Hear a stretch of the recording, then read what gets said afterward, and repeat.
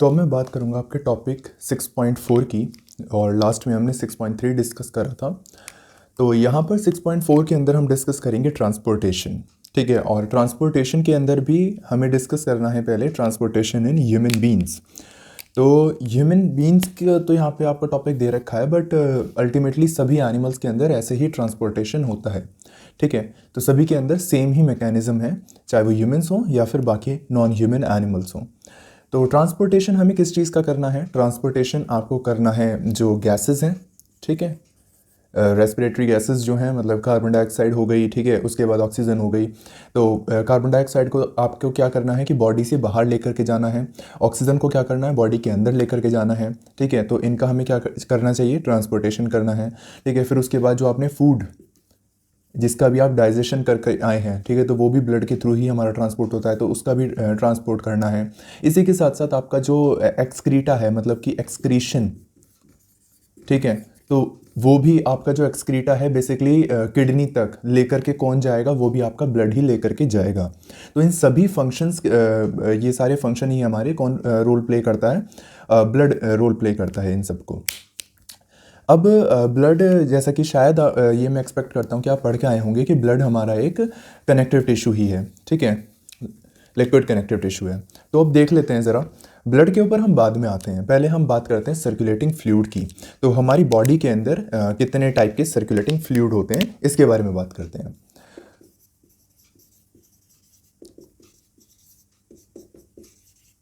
तो देखिए, हमारी बॉडी के अंदर दो टाइप के सर्कुलेटिंग फ्लूइड होते हैं। सर्कुलेटिंग फ्लूइड मतलब कि वो फ्लूइड जो हमारी बॉडी के अंदर सर्कुलेट कर रहे हैं, सिंपल सी बात है ना।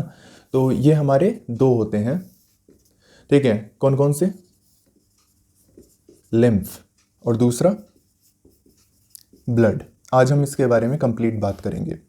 लिम्फ हमारा क्या होता है, एक ब्रीफ में हम इसका देख लेते हैं। लिम्फ, अगर मैं बात करूं तो ये हमारा कुछ ना कुछ पेल कलर का ये लिक्विड होता है, और ये हमारा जो फैट एब्जॉर्प्शन है उसमें हेल्प करता है। जब मैंने डाइजेशन आपको डिस्कस करा था तब भी मैंने शायद बताया होगा, आपको याद हो आपको तो, कि फैट जो है वो ग्लोब्यूल्स फॉर्म कर लेता है। ठीक है, तो वो ग्लोब्यूल्स काफ़ी ज़्यादा बड़े होते हैं, जिनकी वजह से उन्हें एब्जॉर्ब करने के लिए हमारी वहाँ पर लैक्टियल्स आती हैं, ठीक है, जिनके अंदर हमारे लिम्फ होता है। तो ये लिम्फ हमारा फैट एब्जॉर्प्शन के अंदर मदद करता है, और फिर ये अल्टीमेटली हमारा ब्लड के अंदर ही मिक्स हो जाता है। ठीक है, तो ये कुछ अलग से फिर नहीं रह जाता, ये भी हमारा अल्टीमेटली ब्लड के अंदर ही मिक्स हो जाता है। ठीक है, तो इसका फेट हमारा ये है। अब बात आती है तो फिर ब्लड क्या है। हमने सर्कुलेटिंग फ्लूइड्स देख लिए, अब हमारा अल्टीमेट जो सर्कुलेटिंग फ्लूइड हमें मिला वो है हमारा ब्लड। तो ब्लड की बात कर लेते हैं। ब्लड, तो ब्लड को अगर आप देखेंगे तो ब्लड के अंदर दो चीज़ें आपको देखने के लिए मिलेंगी। ठीक है, पहला क्या है? सॉलिड पार्ट, और दूसरा क्या है हमारा? Liquid part. ठीक है, तो अगर आप ब्लड को देखते हैं तो आपको दो चीज़ें देखने के लिए मिलेंगी, पहला आपको सॉलिड पार्ट, दूसरा आपको लिक्विड पार्ट। तो सॉलिड पार्ट के अंदर अगर आप देखेंगे तो आपको क्या देखने के लिए मिलेंगी? सॉलिड पार्ट के अंदर आपको सेल्स देखने के लिए मिलेंगी। ठीक है, क्या देखने के लिए मिलेंगी? सेल्स देखने के लिए मिलेंगी, ब्लड सेल्स देखने के लिए मिलेंगी, या कॉर्पसल्स देखने के लिए मिलेंगी। ठीक है, वो सेम चीज़ है। लिक्विड पार्ट के अंदर आपको देखने के लिए मिलेगा प्लाज्मा। ठीक है, अब लिक्विड पार्ट के अंदर आपको प्लाज्मा देखने के लिए मिलेगा, और ये इस प्लाज्मा की क्या कैरेक्टरिस्टिक्स हैं वो भी मैं आपको बताऊंगा। ये जो सेल्स हैं पहले तो इन्हें देख लेते हैं। ये सेल्स हमारी कितने टाइप्स की हैं? ब्रॉडली 3 टाइप की आपको यहाँ पर देखने के लिए मिलेंगी। ये कौन कौन सी हैं? ये हैं आपकी आरबीसी या फिर इरेथ्रोसाइट, डब्ल्यूबीसी या फिर ल्यूकोसाइट, प्लेटलेट्स या फिर थ्रोम्बोसाइट्स। ठीक है, तो प्लेटलेट्स, आरबीसी, डब्ल्यूबीसी, ठीक है, तो ये सारी जो आपकी सेल्स हैं ये यहाँ पर आपको देखने के लिए मिलेंगी। फिर आपको देखने के लिए मिलेगा प्लाज्मा। अब ये जो प्लाज्मा है ये क्या इसका फंक्शन है क्या नहीं वो अभी हम देखते हैं, पर इन सभी का फंक्शन तो आपको पता होगा ही होगा। ठीक है, मैं पहले इन्हें कवर कर देता हूँ। आरबीसी का फंक्शन क्या है? मेनली आरबीसी का फंक्शन है आपका जो ऑक्सीजन कैरी कर रही है वो ये आरबीसी ही कर रही है। ठीक है, और ये इवन जो आरबीसी है उसके पास न्यूक्लियस भी नहीं होता, मतलब अपना न्यूक्लियस भी निकाल देती है इस चक्कर में कि वो ज़्यादा से ज़्यादा हमारा ऑक्सीजन हमारा कैरी कर सके। और जो हीमोग्लोबिन है वो इस आरबीसी के अंदर ही होता है जिसकी वजह से इसका रेड कलर आता है। इरिथ्रोसाइट हम इसे इसीलिए बोलते हैं, इरिथ का मतलब हमारा रेड कलर होता है, वो इसे कलर देता है। ल्यूकोसाइट हमारी क्या होती है? ल्यूकोसाइट हमारी जो डिफेंस मैकेनिज्म है बॉडी का, ठीक है, इन्हें हम सोल्जर ऑफ द बॉडी भी बोलते हैं। सोल्जर मतलब कि हमारे लिए लड़ती हैं, ठीक है, डिफेंस मैकेनिज्म हमारी बॉडी को प्रोवाइड करती हैं। ठीक है, तो फिर डब्ल्यूबीसीज फिर हमारी डिवाइड हो जाती हैं आगे जाकर भी, फिर हाई स्टडीज़ में जब आप पढ़ेंगे ग्रैन्युलोसाइट, ए ग्रैन्युलोसाइट, फिर उसके अंदर डिफरेंट क्लासिफिकेशन आते हैं, वो अभी आपको ज़रूरत नहीं है। ठीक है, तो फिर उसके बाद आती है हमारी प्लेटलेट्स। तो प्लेटलेट्स का हमारा मेन फंक्शन होता है कि हमारी क्लॉटिंग में हमारा हेल्प करती हैं, ठीक है, क्लॉट फॉर्मेशन में हमारा हेल्प करती हैं। और अगर ये ना हो तो हमारी कॉन्टिन्यूस ब्लीडिंग हो, ठीक है, कि अगर कहीं पर भी कट लग गया तो वहाँ पर आपकी कॉन्टिन्यूस ब्लीडिंग होगी, वहाँ पर क्लॉट फॉर्मेशन नहीं होगा अगर प्लेटलेट्स ना हो तो। ठीक है, तो ये तो हमारी एक ब्रॉड हमने एक देख लिया कि सेल्स हमारी किस चीज़ में हेल्प करती हैं। दूसरा हमारा पार्ट आता है प्लाज्मा का। तो देखिए प्लाज्मा जो हमारा होता है ये हमारा लिक्विड पार्ट होता है। अब हम प्लाज्मा को थोड़ा सा डिटेल में देख लेते हैं। सेल्स तो मैंने आपको बता ही दी। प्लाज्मा हमारा लिक्विड पार्ट होता है, ठीक है। अब ये जो अगर ये लिक्विड पार्ट है तो इसके अंदर मेनली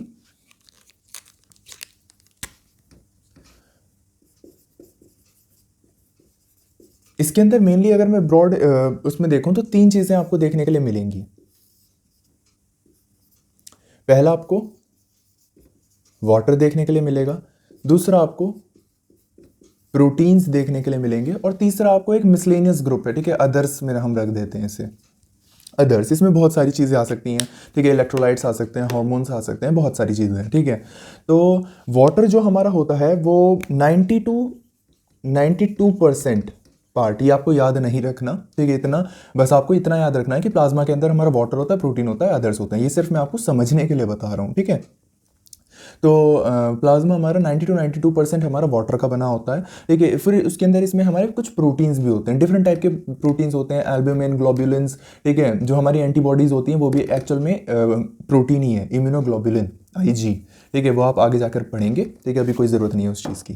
तो वो हमारे प्लाज्मा के अंदर प्रेजेंट होते हैं, ठीक है। तो डिफरेंट टाइप के प्रोटीन्स हो गए। उसके बाद अदर्स के अंदर हमारे इलेक्ट्रोलाइट्स आ गए, ठीक है, Na+, Cl-, ठीक है, और भी हमारे डिफरेंट कार्बोनेट हो गया, डिफरेंट टाइप के आयंस आ गए, और हार्मोन्स आ गए, ठीक है। हार्मोन्स भी अब मान लीजिए कोई एक ग्लैंड हार्मोन रिलीज कर रही है, ठीक है, अभी आप जब रिप्रोडक्शन चैप्टर पढ़ेंगे तो उसके अंदर भी आप डिफरेंट हार्मोन्स देखेंगे।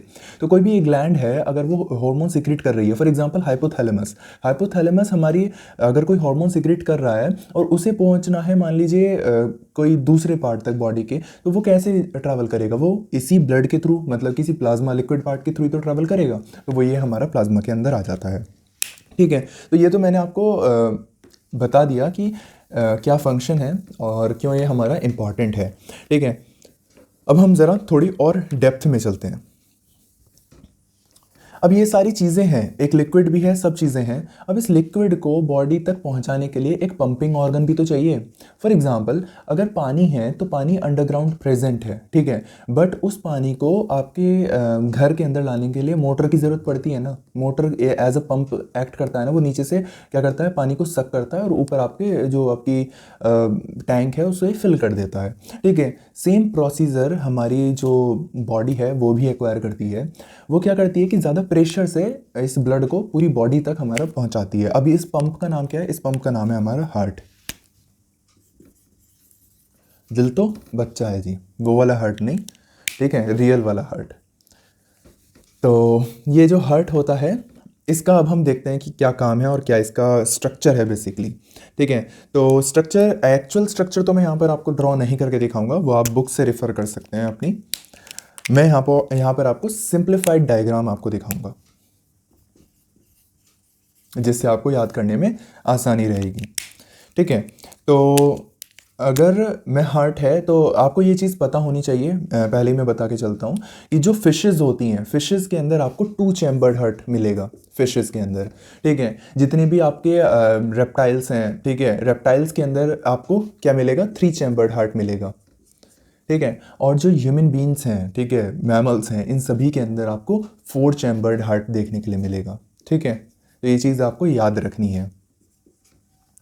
अब मैं ह्यूमंस का स्टार्ट करने से पहले छोटा सा पार्ट है फिशेस का, वो ख़त्म कर देता हूँ। वैसे तो ऐसा सच बहुत ज़्यादा इंपॉर्टेंट नहीं है, पर फिर भी मैं आपको बता देता हूँ।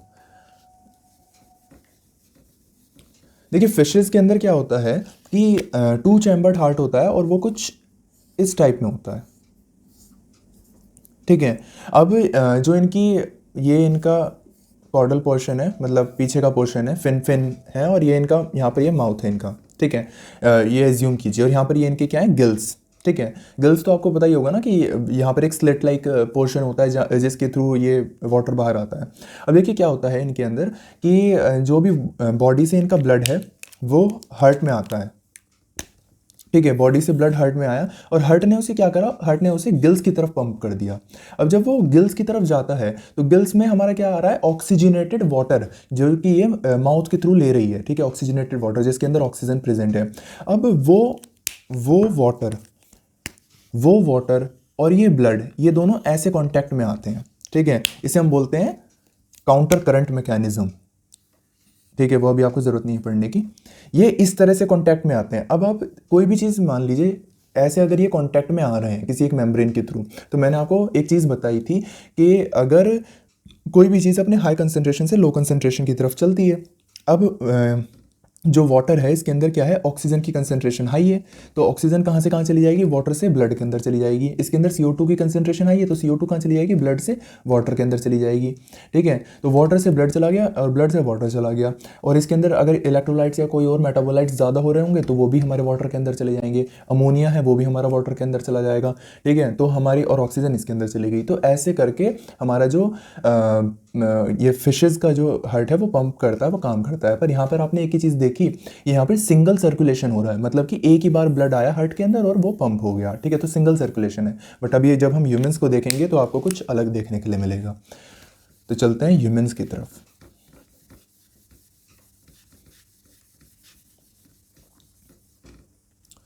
तो देखिए ह्यूमंस के अंदर या फिर और एनिमल्स के अंदर आपको क्या देखने के लिए मिलेगा, हार्ट आपको 4 चैम्बर्ड देखने के लिए मिलेगा।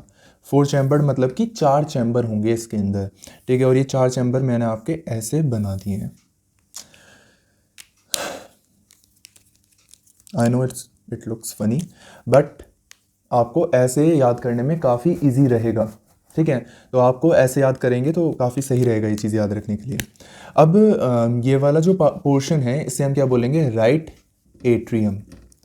इसे हम बोलेंगे राइट वेंट्रिकल। ठीक है, इसे हम बोलेंगे लेफ्ट एट्रियम। ये आप अभी मैं स्पेसिफाई कर दूंगा। और ये है लेफ्ट वेंट्रिकल। तो यहाँ पर आप क्या चीज़ देखेंगे, नीचे वाले हमारे क्या होते हैं, वेंट्रिकल्स, ऊपर वाले हमारे क्या होते हैं, एट्रियम्स। और बीच में जो हमारी इनकी वॉल होती है जो इन दोनों को सेपरेट करती है, इसे हम क्या बोलते हैं, सेप्टम। ठीक है, सेप्टम। अब क्या होता है देखिए कि जो भी हमारा डीऑक्सीजनेटेड ब्लड होता है, डीऑक्सीजनेटेड ब्लड मतलब कि जिसके अंदर ऑक्सीजन कम है, वो हमारा ब्लड राइट साइड में प्रेजेंट होता है। और जो भी हमारा ऑक्सीजनेटेड ब्लड प्रेजेंट होता है, ठीक है, वो हमारा लेफ्ट साइड में प्रेजेंट होता है। ये चीज़ आपको याद रखनी है। ठीक है, अब देखिए मैकेनिज्म क्या होता है। इसके अलावा एक चीज़ और मैं बता दूं कि यहाँ पर आपके वॉल्व प्रेजेंट होते हैं। ठीक है भाई, ब्लड इससे इसमें आना है तो कुछ जगह तो रास्ता तो चाहिए ना, तो ये हमारे यहाँ पे वॉल्व प्रेजेंट होते हैं। ये वॉल्व क्या होते हैं, ये वॉल्व एक तरह से आप गेट मान लो इन्हें, गेट। ठीक है, ये गेट हैं और जैसे ये ब्लड को नीचे भेज देते हैं ये डोर्स हमारे बंद हो जाते हैं, गेट बंद हो जाते हैं। क्यों बंद हो जाते हैं, ताकि ब्लड वापस एट्रियम के अंदर ना चला जाए। ठीक है, और जब भी हम कुछ हमारी जैसे अब हमें डिसीजेस पढ़ाई जा रही हैं तो उनके अंदर क्या होता है कि जब कभी आपने सुना होगा कि किसी के वॉल्व खराब हो गए हैं, ठीक है, वॉल्व खराब हो गए हैं, बेसिकली नॉर्मल लैंग्वेज में तो इन्हें वॉल्व बोलते हैं शायद, है ना। तो वॉल्व अगर खराब हो जाते हैं तो उससे क्या होता है कि जो ब्लड है वो रिटर्न होने लगता है। ठीक है, वो आगे की बातें हैं, बस थोड़ा सा मैंने आपको बता दिया कि इनका फंक्शन क्या है। तो देखिए क्या होता है, यहाँ से स्टार्ट करते हैं। लेफ्ट एट्रियम है, लेफ्ट एट्रियम के अंदर आपकी बुक ने भी यहीं से स्टार्ट करा है। लेफ्ट एट्रियम के अंदर ऑक्सीजनेटेड ब्लड है। अब आप मेरे से पूछेंगे ऑक्सीजनेटेड ब्लड लेफ्ट एट्रियम के अंदर आया कहाँ से, तो वो आप अभी के लिए भूल जाइए कि कहाँ से आया, आपको मतलब नहीं है, बस इसके अंदर प्रेजेंट है। कहीं से हवा से आया, कहीं से आया नहीं पता, पर है इसके अंदर, आ गया कहीं से भी, इसके अंदर प्रेजेंट है। अब क्या होगा, ये इतने ये रिलैक्स करता जाएगा, ये जो एट्रियम वाला पार्ट है ये रिलैक्स करेगा और ब्लड इसके अंदर फिल होता चला जाएगा, ठीक है, ब्लड फिल होता रहेगा। अब जैसे ही ये कंप्लीट फिल हो जाएगा उसके बाद क्या होगा कि ये कॉन्ट्रैक्ट करना स्टार्ट करेगा। आई थिंक आपको पता होगा रिलैक्स और कॉन्ट्रैक्ट में, है ना। रिलैक्स मतलब कि वो रिलैक्स्ड स्टेट में रहेगा, मतलब कि मेरा कहने का क्या है कि उसके अंदर कोई भी कॉन्ट्रैक्शन नहीं रहेगा, ठीक है, मतलब आराम करेगा, ठीक है, आराम करेगा। और कॉन्ट्रैक्शन में वो क्या करेगा, वो कह सकते हैं आपकी वो कॉन्ट्रैक्ट करेगा, ठीक है, जकड़ेगा, ठीक है। अब उसकी एग्जैक्ट हिंदी तो मुझे नहीं पता कॉन्ट्रैक्ट की क्या है, ठीक है। तो ये रिलैक्स करेगा पहले, और जब ये पूरा फिल हो जाएगा उसके बाद क्या होगा, इसके अंदर कॉन्ट्रैक्शन होगा, और जब ये कॉन्ट्रैक्ट करेगा तो क्या होगा, अल्टीमेटली जो हमारा ब्लड है वो हमारा लेफ्ट एट्रियम से लेफ्ट वेंट्रिकल में आ जाएगा, ठीक है। अब यहाँ पर जब ये लेफ्ट वेंट्रिकल के अंदर आया, तो जब ये जिस टाइम पर ये अंदर आ रहा है उस टाइम पे लेफ्ट वेंट्रिकल क्या कर रहा है, रिलैक्स करे हुए है, ठीक है, रिलैक्स करे हुए है, तो इट मीन्स कि ब्लड आ रहा है, ठीक है। उसके बाद क्या करेगा, जब ये बढ़ जाएगा तो ये क्या कर जाएगा, ये जो वॉल्व है ये बंद हो जाएंगे। ये वॉल्व क्यों बंद होंगे, क्योंकि अब इसे कॉन्ट्रैक्ट करना है। अब मान लीजिए ये कॉन्ट्रैक्ट करेगा तो ब्लड वापस भी तो जा सकता है ना भाई, तो इसलिए ये क्या करेगा, ये बंद हो जाएंगे, ठीक है। अब ये बंद हो गए तो ये ब्लड कहाँ से बाहर जाएगा, इस ब्लड के लिए हमारी यहाँ से एक मेन आर्टरी होती है, ठीक है, आर्टरी ब्लड वेसल, ठीक है। ये पाइप मान लो आप एक, ये आर्टरी होती है जो कि होती है अओर्टा, ठीक है, अओर्टा होती है, और इसी के थ्रू हमारा जो ब्लड है वो कहाँ जाता है, बॉडी में जाता है। अभी मैंने आपको बताया कि लेफ्ट साइड में हमारा ऑक्सीजनेटेड ब्लड प्रेजेंट होता है, तो ये ब्लड कहाँ चला गया, बॉडी के अंदर चला गया। बॉडी के अंदर चला गया इट मीन्स कि जो आपके टिश्यूज़ हैं उन तक चला गया, ठीक है। टिश्यूज सेल्स उन्होंने क्या करा, इससे ऑक्सीजन ली और ऑक्सीजन का यूज़ करके कार्बन डाइऑक्साइड इसके अंदर डाल दी, इस ब्लड के अंदर, ठीक है, और जो भी मेटाबोलाइट्स हैं वो डाल दिए। तो ये जो ब्लड है आपका क्या हो गया, डीऑक्सीजनेटेड हो गया, मतलब कि इसकी ऑक्सीजन यूज़ हो गई और सिर्फ इसके अंदर कार्बन डाइऑक्साइड बची। तो अब ये ब्लड जो है वो वापस घूम के आपका आएगा राइट एट्रियम के अंदर। राइट एट्रियम के अंदर अब ये आ गया। राइट एट्रियम के अंदर आने के बाद अब क्या होगा कि फिर से ये राइट एट्रियम क्या करेगा, रिलैक्स्ड स्टेट में रहेगा और इसके अंदर ब्लड फिल होना स्टार्ट हो जाएगा, ठीक है। जब ये कंप्लीटली फिल हो जाएगा उसके बाद क्या होगा कि ये वॉल्व खुल जाएंगे, पहले तो ये वॉल्व बंद रहेंगे ऑब्वियस सी बात है, फिर उसके बाद ये वॉल्व खुल जाएंगे, ठीक है। जब ये बढ़ जाएगा फिर ये वॉल्व जब खुल जाएंगे तो ये ब्लड हमारा कहाँ आएगा, नीचे आएगा, राइट वेंट्रिकल में आएगा, क्योंकि ये कॉन्ट्रैक्ट करेगा, ठीक है। और राइट वेंट्रिकल हमारा रिलैक्स करेगा। याद रखिएगा जब भी ये कॉन्ट्रैक्ट करेगा तो ये रिलैक्स करेगा, क्यों, क्योंकि इसे एम्प्टी होना है और इसे फिल होना है। तो फिर ब्लड हमारा राइट वेंट्रिकल के अंदर आएगा। अब राइट वेंट्रिकल के अंदर आ रहा है, उसके बाद क्या हुआ, राइट वेंट्रिकल भी हमारा पूरा भर गया। अब जब राइट वेंट्रिकल पूरा भर जाएगा फिर यहाँ से हमारी पल्मोनरी आर्टरी निकलती है, और वो पल्मोनरी आर्टरी, एक मिनट,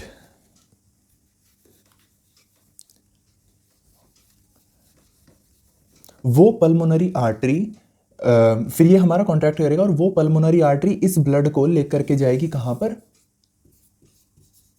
लंग्स में। और अभी हम रेस्पिरेशन के अंदर पढ़ के आए थे, जब मैंने आपको वो वाला स्ट्रक्चर बताया था ना, एल्वियोलाई का, यहाँ पे एल्वियोलाई होती है, ये ब्लड वेसल्स होती हैं, तो क्या बताया था कि वहाँ पे ऑक्सीजनेशन हो रहा है ब्लड का, ठीक है, ऑक्सीजन ऐड हो रही है ब्लड के अंदर। तो ये ब्लड डीऑक्सीजनेटेड जो ब्लड है वो आपका कहाँ गया, लंग्स के अंदर गया। लंग्स के अंदर क्या होगा कि उसकी जो कार्बन डाइऑक्साइड है वो तो बाहर निकल जाएगी और जो ऑक्सीजन है वो उस ब्लड के अंदर आ जाएगी, मतलब कि ऑक्सीजनेटेड ब्लड आपको मिल जाएगा, ठीक है। और ये लेकर कौन गया, पल्मोनरी आर्टरी, ठीक है, पल्मोनरी आर्टरी, ये चीज़ याद रखिएगा, ये वेसल्स इंपॉर्टेंट हैं, ठीक है। ये यहाँ पे अओर्टा थी, ये पल्मोनरी आर्टरी है। फिर उसके बाद क्या होगा, यहाँ से आपका कोई भी ब्लड लेके भी तो आएगा, तो यहाँ से आपकी पल्मोनरी वेन्स आपका ब्लड लेकर के आएंगी कहाँ पर, लेफ्ट एट्रियम के अंदर, ठीक है, पल्मोनरी वेन्स। और ये लेफ्ट एट्रियम के अंदर ब्लड ले आएंगी जो कि आपका क्या है, ऑक्सीजनेटेड ब्लड है, ठीक है। फिर उसके बाद से साइकिल हमारी रिपीट हो जाएगी। अब हो सकता है कि आपको फर्स्ट टाइम में ही ये चीज़ समझ में ना आई हो, ठीक है। तो मैं इसे दोबारा से रिपीट कर देता हूँ। देखिए क्या हुआ कि यहाँ पर एक चीज़ यहाँ पर रह गई है, ठीक है। ये ये तो अरोटा थी जो बॉडी तक लेकर जा रही थी, ये वाली जो ब्लड वेसल है इसे हम बोलते हैं वेना केवा, ठीक है। इसकी नेमिंग रह गई थी वेना केवा। तो मैं अब रिपीट कर देता हूँ। देखिए क्या था, शुरू से मैं बताता हूँ। ये आपका हार्ट है, ठीक है, ये एक पंप की तरह एक्ट करता है। यहाँ पर आपका लेफ्ट एट्रियम के अंदर ब्लड आ गया, कहाँ से आ गया हमें नहीं पता, ठीक है। अब ये ब्लड इसके अंदर आ गया तो ये पहले रिलैक्स कर रहा था, ब्लड इसके अंदर बढ़ता गया। जब पूरी तरह ये भर गया उसके बाद ये वॉल्व जो है ये खुल गए। ये रास्ते खुल गए, ये गेट खुल गए। वॉल्व जैसे ही खुले फिर ये कॉन्ट्रैक्ट करने लगा और सारा ब्लड प्रेशर के साथ लेफ्ट वेंट्रिकल के अंदर आ गया। लेफ्ट वेंट्रिकल के अंदर आने के बाद ये भी पहले रिलैक्स करा, बढ़ता गया बढ़ता गया बढ़ता गया, उसके बाद ये वॉल्व बंद हो गए और इसने कॉन्ट्रैक्ट करा। जब लेफ्ट वेंट्रिकल ने कॉन्ट्रैक्ट करा, ब्लड हमारा कहाँ आ गया, अरोटा के थ्रू बॉडी के अंदर आ गया। बॉडी के अंदर इस ब्लड का यूटिलाइजेशन हुआ, ठीक है। और यूटिलाइजेशन होने के बाद ये मैं यहाँ लिख देता हूँ, शायद आपको ये दिखना ही रहा हो, vena cava.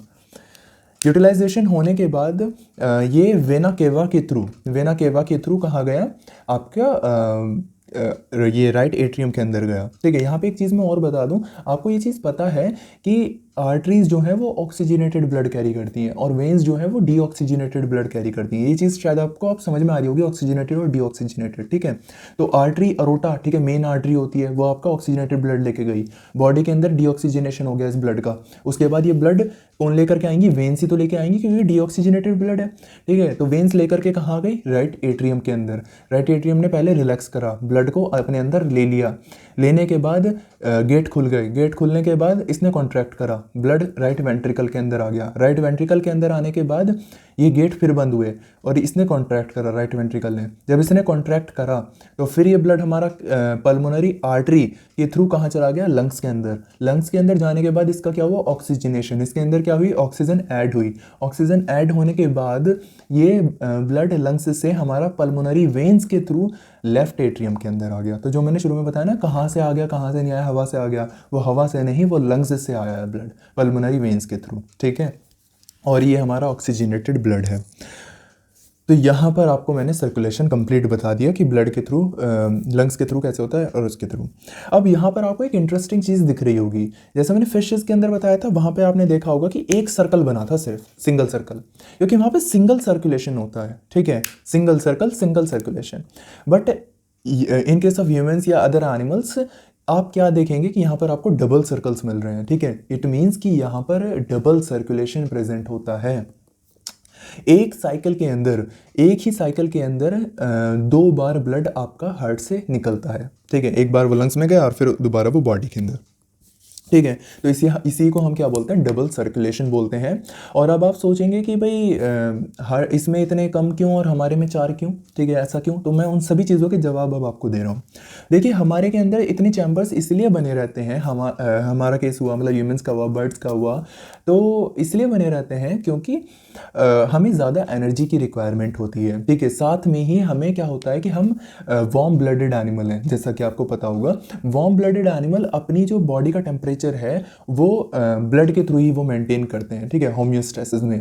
But in case of reptiles, वहाँ पर क्या होता है, वहाँ पर जो टेम्परेचर है वो एनवायरनमेंट के थ्रू क्या बोलते हैं, रेगुलेट होता है, ठीक है। तो वहाँ पर उन्हें ब्लड की ज़रूरत नहीं होती कि वो बॉडी टेम्परेचर मेंटेन करें, क्योंकि वो एनवायरनमेंट के थ्रू होता है। तो इसीलिए पहला तो कि क्या जो एफिशिएंसी है उसे इंक्रीज करने के लिए, ठीक है, तो ये सेपरेट चैम्बर्स बनाए गए हैं, क्योंकि एक चैम्बर में आपका डीऑक्सीजनेटेड ब्लड है और एक चैम्बर में आपका ऑक्सीजनेटेड ब्लड है, ठीक है, समझ में आई, क्योंकि इनकी इंटरमिक्सिंग ना हो।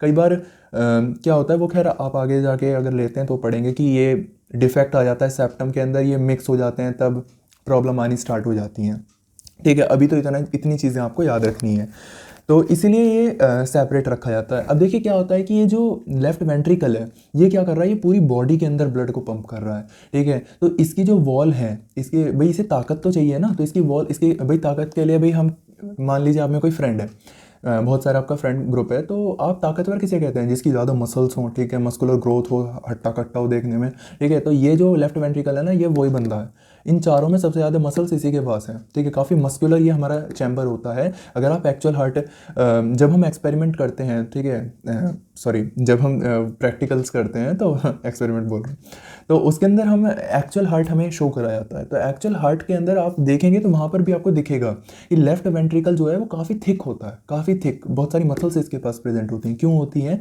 क्योंकि इसे पूरी बॉडी के पास ब्लड पहुँचाना होता है, ठीक है। ये चीज़ आप याद रखिएगा, बुक के अंदर भी आपके दे रखी हैं, ठीक है। अब बात आती है इन दोनों की, भाई मैंने आपको बता दिया आर्टरी तो ऑक्सीजनेटेड कैरी करती हैं और वेन्स आपका डीऑक्सीजनेटेड कैरी करती हैं। बट ध्यान देने वाली बात क्या है कि यहाँ पर केस उल्टा हो रहा है, पल्मोनरी आर्टरी और पल्मोनरी वेन्स का केस उल्टा हो रहा है। कैसे, पल्मोनरी आर्टरी तो आपका डीऑक्सीजनेटेड ब्लड लेकर के जा रही है और पल्मोनरी वेन आपका ऑक्सीजनेटेड ब्लड लेकर के आ रही है। तो हाँ, यहाँ पर यही दो एक ऐसी आर्टरी और ऐसी वेन है जो एक्सेप्शन है, जो कि आर्टरी तो यहाँ पे डीऑक्सीजनेटेड ब्लड कैरी करती है और वेन आपकी क्या बोलते हैं ऑक्सीजनेटेड ब्लड लेकर के आती है। ठीक है, तो ये आपका एक्सेप्शन है और ये आपको याद रखना है। ठीक है, बाकी सारी चीज़ें इसमें मैं समझता हूँ कि क्लियर हो गई होंगी। अब देखिए आपकी बुक के अंदर भी कैसे डायग्राम दे रखा है वो भी मैं आपको दिखा देता हूँ। ठीक है, तो ये डायग्राम है जो आपकी बुक के अंदर आपको दे रखा है, देख सकते हैं आप। यहाँ पर ये हार्ट है और ये जो मैंने बॉक्स बनाया है इससे तो ये थोड़ा डिफरेंट है। ठीक है, बट इससे अगर मैं समझाता तो आपको बिल्कुल भी समझ में नहीं आता। ठीक है, अब जो थोड़ा बहुत भी समझ में आया होगा तो, और उसे आप रिपीट करेंगे तो आपको बिल्कुल 100% ये समझ में आ जाएगा। तो देखिए अब उससे समझ में आ गया है, पहले उससे समझिएगा जैसे मैंने पहले बॉक्स के थ्रू बताया, और जब उससे समझ में आ जाए उसके बाद आप इससे समझिएगा। यहाँ पर देखिए क्या है कि यहाँ पर ये आपका राइट एट्रियम है, राइट एट्रियम, और ये है राइट वेंट्रिकल। ठीक है, ये है लेफ्ट एट्रियम और ये है लेफ्ट वेंट्रिकल। अब क्या हुआ था हमारे में कि लेफ्ट एट्रियम के अंदर हमारा ब्लड था और लेफ्ट एट्रियम से हमारा ब्लड कहाँ जा रहा था, लेफ्ट वेंट्रिकल के अंदर। ठीक है, लेफ्ट,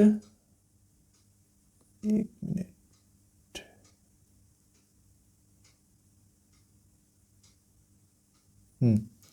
लेफ्ट वेंट्रिकल के अंदर जा रहा था। ठीक है, तो लेफ्ट वेंट्रिकल के अंदर, अब एक्चुअल में यहीं से नहीं निकलता, ये तो सिर्फ मैंने आपको क्या बताया था, इजीली याद करने के लिए बताया था।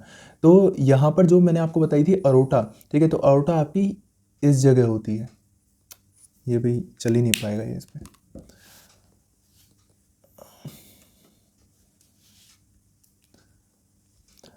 अओर्टा आप देख सकते हैं आपकी ये यहाँ पर प्रेजेंट है। ठीक है, तो क्या हुआ कि जो आपका ब्लड है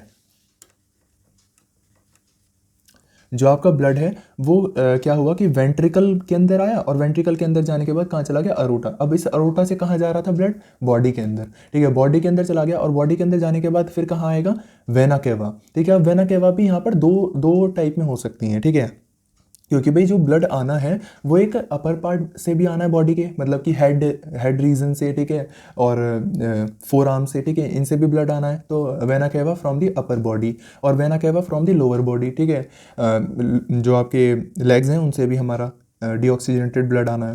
तो ये सारा ब्लड आकर के कहाँ जाएगा, राइट एट्रियम के अंदर। राइट एट्रियम के बाद कहाँ जा रहा था ब्लड, राइट वेंट्रिकल के अंदर, और राइट वेंट्रिकल के अंदर कहाँ जा रहा था फिर हमारा, पल्मोनरी आर्टरी के अंदर, और पल्मोनरी आर्टरी से फिर कहाँ जा रहा था, लंग्स के अंदर, और लंग्स के बाद फिर हमारा पल्मोनरी वेन्स लेकर के कहाँ आ रही थी, लेफ्ट एट्री के अंदर। ठीक है, सब चीज़ें बता दी। ये थी सेप्टम। ठीक है, सेप्टम जो मैं बता रहा था बीच में जो वॉल है ये सेप्टम होती है। अब आप देख रहे हैं लेफ्ट वेंट्रिकल हमारा कितना थिक है, बाकी तीनों के हिसाब से कितना थिक है, इसीलिए थिक होता है। ठीक है, अब रही बात वॉल्व की, उन गेट की, तो ये जो ये वाला पार्ट है ना, इन्हें हम बोलते हैं वॉल्व। ठीक है, ये आप देख रहे हैं ना, ये ऐसे खुले हुए हैं। ठीक है, इस टाइप में जब ये ऐसे हो जाते हैं तो ये बंद हो जाते हैं, ऐसे खुले होते हैं तो ये क्या बोलते हैं, गेट होते हैं। ठीक है, वॉल्व, इन्हें हम वॉल्व बोलते हैं। अब ऐसे ही वॉल्व हमारे इनमें भी प्रेजेंट होते हैं, इतना आपको ये याद नहीं करना। ठीक है, सेमी लूनार और ये सब मेटेरियल नहीं दे रखे आपके इसमें, सिंपल है, बस दो ही वॉल्व के बारे में आपको ये बता रखा है, मेटेरियल के बारे में बता रहा, नाम नहीं बताए हैं। ठीक है, आपको सिंपल वॉल आपको याद रखना है कि ऐसा कुछ प्रेजेंट होता है। ठीक है, बस इतना याद रखना है आपको, और कुछ याद नहीं रखना है इसमें। ठीक है, तो ये आपका सर्कुलेशन हो गया। इसके बाद डबल सर्कुलेशन का भी आपको यहाँ पर बहुत अच्छा डायग्राम दे रखा है और आपको इससे समझ में आ जाएगा।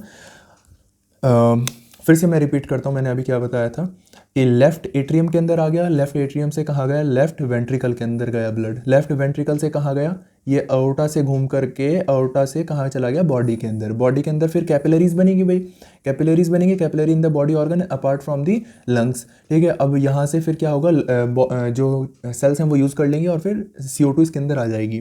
फिर ये vena cava from the body आ गई। ठीक है, और क्या बोलते हैं, vena cava from the body आने के बाद, मतलब दोनों अपर और लोअर हमने दोनों इसमें मिक्स कर ली, और फिर वो हमारा कहाँ आ गया, राइट एट्रियम के अंदर। राइट एट्रियम के बाद फिर कहाँ जाएगा, राइट वेंट्रिकल के अंदर। राइट वेंट्रिकल से कहाँ जाएगा फिर हमारा, पल्मोनरी आर्टरी के थ्रू लंग्स के अंदर, और लंग्स से फिर हमारा कहाँ आएगा, पल्मोनरी वेन के थ्रू लेफ्ट एट्रियम के अंदर। ठीक है, और ये हमारी लंग्स कैपिलरी है, लंग्स के अंदर हमारी जो कैपिलरीज बनती हैं, ठीक है। और आपको याद है कि मैंने अभी बताया था, फिर आपको एल्विलाई बताई थी रेस्पिरेशन के अंदर, तो वो एल्विलाई हमारी ऐसे ही प्रेजेंट होंगी लंग्स कैपिलरीज के ऊपर। तो यहाँ से हमारी एयर आ रही थी, याद है, ऑक्सीजन आ रही थी, ठीक है। तो मैंने आपको बताया था कि ऑक्सीजन तो इस ब्लड के अंदर मिल जाएगी, ठीक है, और यहाँ से जो कार्बन डाइऑक्साइड है वो एल्विलाई के अंदर चली जाएगी। तो वो सारी प्रोसेस हमारी यहाँ पर लंग्स में हो रही है, ठीक है, ये यहाँ पर चल रहा है। तो ये चीज़ें साइमल्टेनियसली चलती रहती हैं। हाँ, तो फाइनली आपको समझ में आ गया होगा, ठीक है, सर्कुलेशन भी, कि बॉडी सर्कुलेशन कैसे हो रहा है। Welcome students. तो आज हम बात करने वाले हैं ब्लड प्रेशर की, ठीक है। तो ब्लड प्रेशर काफ़ी इंपॉर्टेंट टॉपिक भी है, ठीक है, और आपने सुना भी होगा, ठीक है, फेमिलियर भी आप इस चीज़ से होंगे। तो ब्लड प्रेशर बात करने से पहले हम बात करते हैं प्रेशर की। तो अगर आपको प्रेशर समझ में आता होगा तो आपको ब्लड प्रेशर भी समझ में आ जाएगा। तो देखिए, प्रेशर का मतलब क्या होता है। प्रेशर का अगर मैं ये वैसे आप फिज़िक्स में पढ़ते हैं, बट फिर भी यहाँ पर ज़रूरत है तो मैं बताऊँगा। प्रेशर का मतलब क्या होता है। प्रेशर हमारा फोर्स पर यूनिट एरिया, ठीक है, इसे हम क्या बोलते हैं, प्रेशर बोलते हैं, ठीक है। मतलब कि आपके एक यूनिट एरिया पर जितनी फोर्स लग रही है, ठीक है, उससे हमने क्या बोला, प्रेशर बोला। अब ये चीज़ बायोलॉजी में कैसे यूज़ हो रही है, ठीक है। तो यहाँ पर हमारा क्या आ रहा है, यहाँ पर हमारा आ गया है ब्लड प्रेशर, ठीक है, ब्लड प्रेशर। तो प्रेशर हमें समझ में आ गया, फोर्स पर यूनिट एरिया, ठीक है। और ब्लड प्रेशर का मतलब क्या हो गया कि वो प्रेशर जो कि हमारा ब्लड, अब देखिए मैं बताता हूँ। सपोज़ कीजिए ये हमारी क्या है, कोई भी ब्लड वेसल है, आर्टरी, वेन्स, ठीक है। तो वो प्रेशर, अब इसके अंदर हमारा क्या होगा, ब्लड होगा, है ना भाई। आर्टरीज या वेन्स के अंदर हमारा क्या होता है, ब्लड होता है। तो ये ब्लड क्या करेगा, ये ब्लड बाहर की तरफ क्या लगाएगा, प्रेशर लगाएगा, ठीक है। ऑब्वियस सी बात है, बाहर की तरफ प्रेशर लगाएगा। तो यही प्रेशर मतलब किस फॉर्म में लगा रहा है, ठीक है, फोर्स ही तो लगा रहा है, फोर्स इस यूनिट एरिया के ऊपर, ठीक है, फोर्स इस यूनिट एरिया के ऊपर, समझ रहे हैं आप। और ये एरिया किसका है, ब्लड वेसल का, ठीक है, इस ब्लड वेसल्स का। तो एरिया किसका है, इस ब्लड वेसल का, और फोर्स कौन लगा रहा है, ब्लड लगा रहा है, ठीक है। और ये कंबाइन होकर हमारा क्या बना, ब्लड प्रेशर। समझ में आ गई आपको बात। तो जब भी हमारा ब्लड किसके अंदर ट्रैवल करता है, वेसल्स के अंदर ट्रैवल करता है, तो वो हमारा बाहर की तरफ एक प्रेशर लगाता है, that is called the blood pressure, ठीक है। तो ब्लड प्रेशर हमारा ये होता है। अब बात आती है हमारे जो ब्लड प्रेशर है, इसे हम मेज़र कैसे करते हैं, ठीक है। तो आप में से काफ़ी लोग जानते भी होंगे कि मेज़र कैसे करा जाता है, क्योंकि ये एक जनरल प्रॉब्लम है जो जनरली अडल्ट्स में हमें देखने को मिलती है, ठीक है। इन केस ऑफ ह्यूमंस तो ज़्यादा ही देखने के लिए मिलती है। तो देखिए, अब जो ब्लड प्रेशर या फिर बीपी इसे हम बोलते हैं शॉर्ट में, तो बीपी जो हमारा होता है वो हमारा दो टाइप में है, मतलब दो मेज़रमेंट इसमें आप बोल सकते हैं वो होती हैं, ठीक है। पहला हमारा इसमें होता है सिस्टोलिक और दूसरा हमारा इसमें होता है डायस्टोलिक, ठीक है। तो पहला सिस्टोलिक, दूसरा डायस्टोलिक। सिस्टोलिक डायस्टोलिक का मतलब क्या होता है वो देखते हैं। सिस्टोलिक, सिस्टोलिक वर्ड जो है वो आया है सिस्टोल से। सिस्टोल का मतलब क्या होता है, कॉन्ट्रैक्शन, ठीक है, कॉन्ट्रैक्शन। अभी मैं बताऊंगा, यहाँ पर ये चीज़ सिर्फ समझ के छोड़ दीजिए। डायस्टोल का मतलब क्या होता है, रिलैक्सेशन। अब यहाँ पर कॉन्ट्रैक्शन किस चीज़ का हो रहा है, रिलैक्सेशन किस चीज़ का हो रहा है।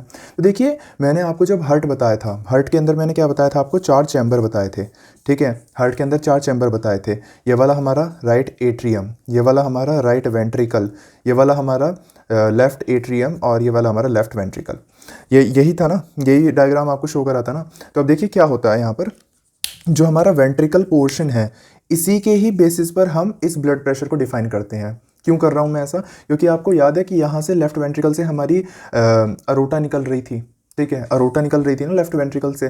तो वही सारी बॉडी को हमारा ब्लड प्रोवाइड कर रही है। तो बेसिकली उसी का प्रेशर तो हर जगह होगा, ठीक है। और चीज़ों को सिंपल करते हैं, आपको सिर्फ ये याद रखना है कि जो प्रेशर क्रिएट करा जा रहा है वो वेंट्रिकल्स के द्वारा, वेंट्रिकल्स की वजह से किया जा रहा है। समझ में आ गई इतनी बात। इसके बाद हमें क्या देखना है, अब वेंट्रिकल्स ब्लड प्रेशर क्रिएट कर रहे हैं। मैंने बताया था कि वो कैसे मतलब उनका मैकेनिज्म कैसे होता है कि पहले रिलैक्स करते हैं, रिलैक्स करके ब्लड उनके अंदर फिल होता जाता है, और फिर जब ब्लड फिल होता है फिर उनके वॉल्व्स बंद हो जाते हैं, और फिर वो क्या करते हैं, कॉन्ट्रैक्ट करते हैं, ब्लड को पंप करते हैं। तो जब वो रिलैक्स करेंगे, ठीक है, और जो उनका प्रेशर रहेगा, क्योंकि देखिए प्रेशर तो तब भी रहेगा ना ब्लड का कुछ ना कुछ, ठीक है, तो वो हमारा क्या हो जाएगा, डायस्टोलिक प्रेशर, ठीक है, वो हमारा डायस्टोलिक प्रेशर हो जाएगा, ठीक है। और ये प्रेशर कब है, जब रिलैक्सेशन हो रहा है किसका, वेंट्रिकल्स का, ठीक है। जब वेंट्रिकल्स का हमारा क्या हो रहा है, रिलैक्सेशन हो रहा है, उस टाइम पर हम क्या बोलेंगे, उस टाइम पर हम बोलेंगे डायस्टोलिक प्रेशर। और जब हमारा सिस्टोलिक प्रेशर हमारा कब होगा, जब हमारा कॉन्ट्रैक्शन हो रहा होगा वेंट्रिकल्स का। तो बात यहाँ पर आपको क्लियर है कि सिस्टोलिक प्रेशर क्या होता है, डायस्टोलिक प्रेशर क्या होता है। अब यहाँ पर जो सिस्टोलिक प्रेशर है, इसकी जो बोल सकते हैं आपकी जो मेज़रमेंट है, वो हमारा ह्यूमंस के केस में 120 mmHg होता है, ठीक है। और in case of diastolic pressure in humans ये हमारा होता है 80 mmHg, ठीक है, इतना होता है। अब ये हालांकि ये वेरी करता है, और 120 से भी हमारा काफ़ी वेरी करने लगा है, ऑलमोस्ट 130 हमारा नॉर्मल हो गया है अब, ठीक है, सिस्टोलिक। वो साथ साथ चेंजेस आते रहते हैं, बट आपको यही चीज़ याद रखनी है, ठीक है। अब आपकी बुक के अंदर हम देखते हैं कि क्या कैसे उन्होंने शो कर रखा है, डायग्राम काफ़ी अच्छा डायग्राम शो कर रखा है, ठीक है, तो उसी को आपको रेफ़र करना है। तो देखिए अगर आप अपनी NCERT ओपन करेंगे तो यहाँ पर आपको दिख रहा होगा, जब आप अपनी NCERT ओपन करेंगे तो यहाँ पर आपको ब्लड प्रेशर कैसे मेज़र किया जाता है वो चीज़ दिखा रखी है। तो देखिए एक नॉर्मल आर्टरी है, ठीक है, नॉर्मल हैंड है, ये लिम्ब है। तो इसमें आप क्या देखेंगे, जो ये मेज़रमेंट करने के लिए जो डिवाइस यूज़ करा जा रहा है उसका नाम है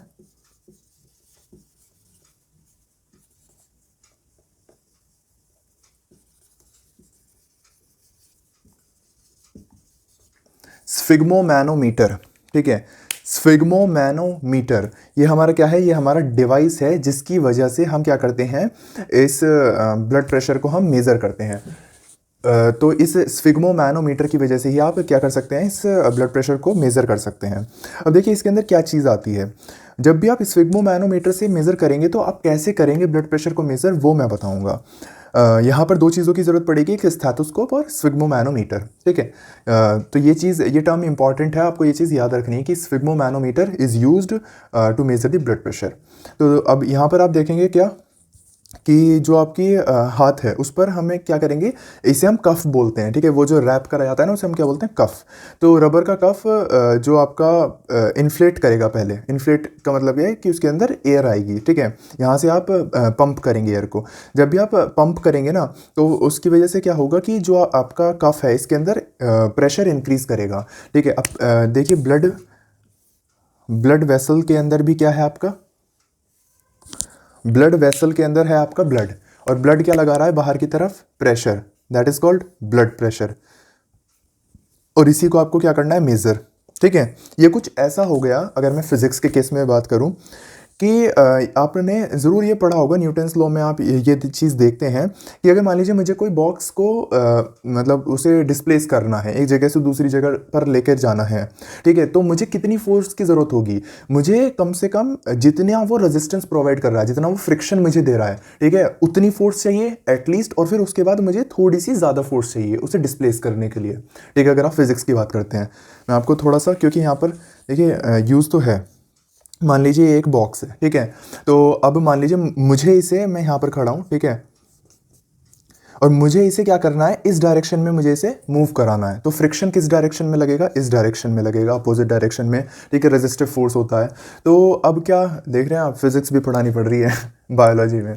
तो देखिए क्या होगा कि जब मुझे इसे इधर मूव करना है और फ्रिक्शन इधर लग रहा है, ठीक है, तो फिर क्या होगा कि मैं इसे कब मूव कर पाऊंगा, मैं इसे तभी मूव कर पाऊंगा जब जो मेरी अप्लाइड फोर्स है वो हमारे फ्रिक्शन से क्या हो जाएगी, ज़्यादा हो जाएगी, तभी तो भाई मैं इसे मूव कर पाऊंगा ना।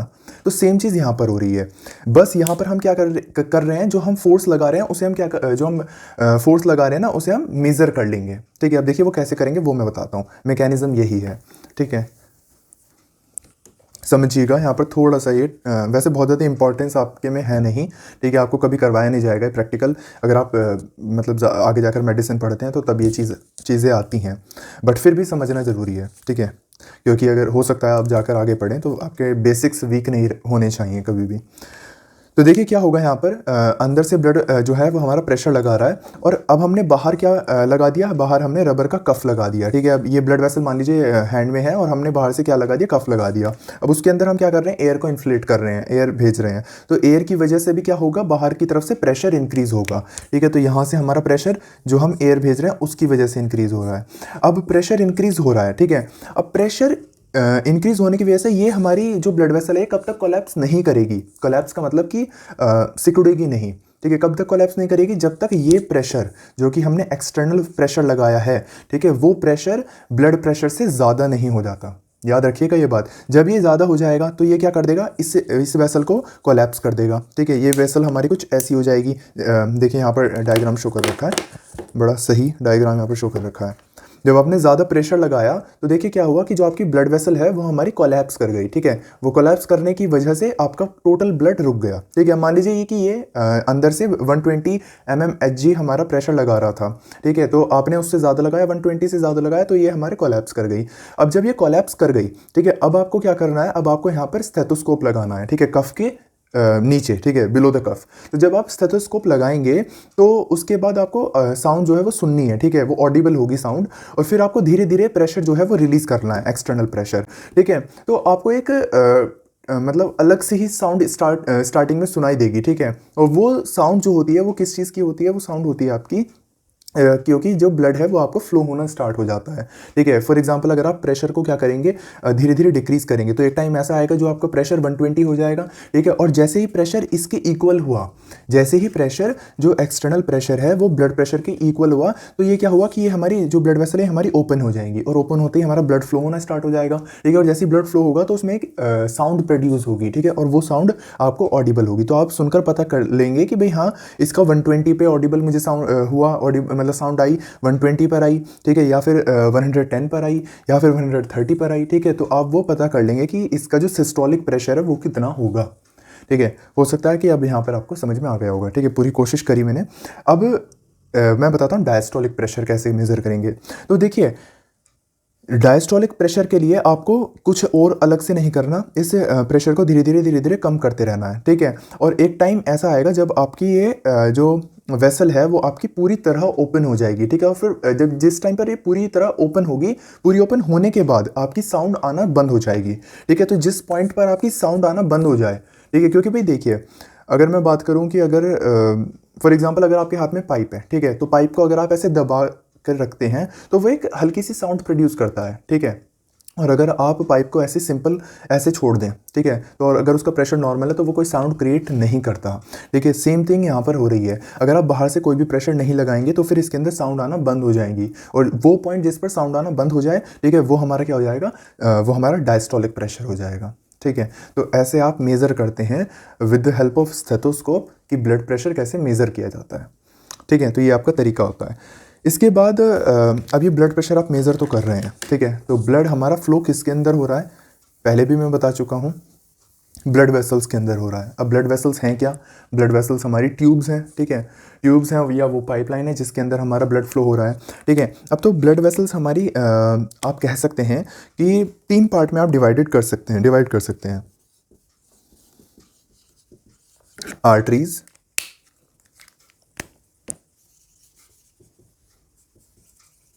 कैपिलरीज एंड वेन्स, ठीक है। आर्टरीज, कैपिलरीज एंड वेन्स, ये जो ब्लड प्रेशर होता है ना, ये हमारा मैक्सिमम आप कह सकते हैं होता है आर्टरीज के अंदर, फिर हमारा और कम होता है हमारा वेन्स के अंदर। कैपिलरीज तो बहुत ही थिन होती हैं तो इनके अंदर तो क्या ही मानेंगे आप।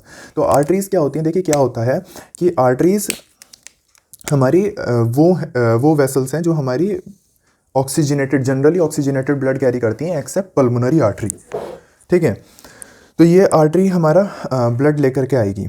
इसके बाद हमारा क्या होगा, टिश्यू के अंदर जा कर के ये आर्टरी हमारे एक नेटवर्क बनाएंगी, ठीक है। नेटवर्क किसके साथ बनाएंगी, नेटवर्क ये हमारा बनाएंगी वेन्स के साथ,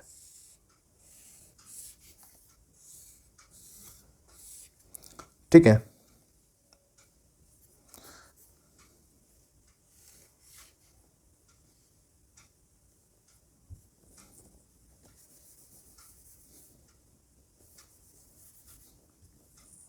ये आपका नेटवर्क बनेगा वेन्स के साथ।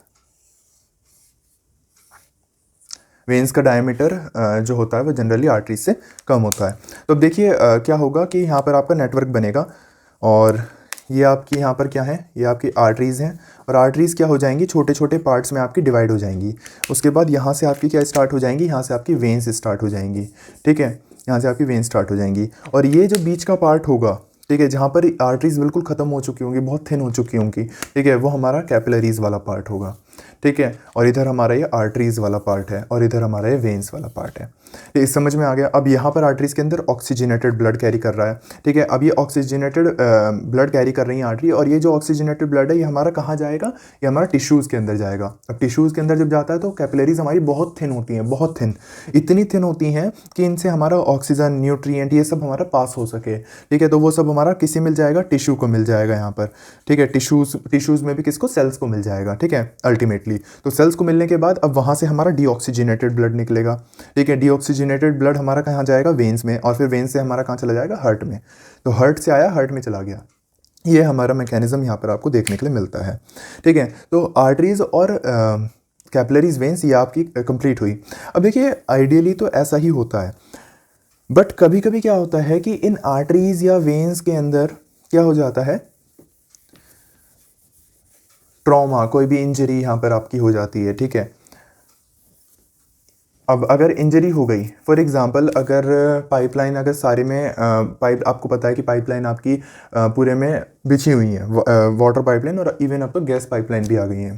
ठीक है, तो कहीं पर भी अगर ब्रेक होता है, ठीक है, तो उसे क्या करते हैं, उसे सही करने के लिए हम बुलाते हैं कि भाई यहाँ पर आपका ब्रेक हुआ है, आपको इसे करेक्ट करना है। ठीक है, तो सेम मैकेनिज्म हमारी बॉडी का भी है। बॉडी ने कुछ लोगों को रख रखा है। ठीक है, आप एक हाइपोथेटिकल सिचुएशन ले सकते हैं, कुछ लोगों को रख रखा है जिनका काम क्या है कि भाई अगर कहीं पर भी ऐसा कट वट लग जाता है तो उसे जाकर हमें रिपेयर करना है। ठीक है, और उन लोगों का नाम है प्लेटलेट्स।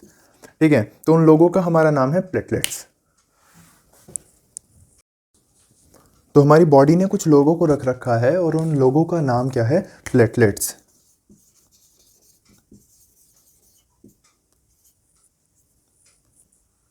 ठीक है, तो प्लेटलेट्स हमारा इनका नाम है। अब प्लेटलेट्स का काम मैंने आपको बता दिया। ठीक है, जा करके आपका वहाँ पर जो भी आपकी ब्रेक हुआ है उसे क्या करना है, उसे रोक देना है। और ये रोकते कैसे हैं, मान लीजिए कि ये हमारी ब्लड वेसल है। ठीक है, और यहाँ पर क्या हो गया, यहाँ पे हमारा कोई भी इंजरी, ट्रॉमा हो गया और यहाँ से हमारा क्या होने लगा, हमारा ब्लड जो है वो लीक होने लगा। तो प्लेटलेट्स क्या करेंगी, प्लेटलेट्स यहाँ पर आकर हमारा क्लॉटिंग करने लगती हैं। ठीक है, एग्रीगेट होती हैं। ठीक है, एग्रीगेट होकर के फिर हमारा क्या करती हैं, इसके ऊपर मैश लाइक फॉर्मेशन कर लेती हैं। ठीक है, नेट बना लेती हैं।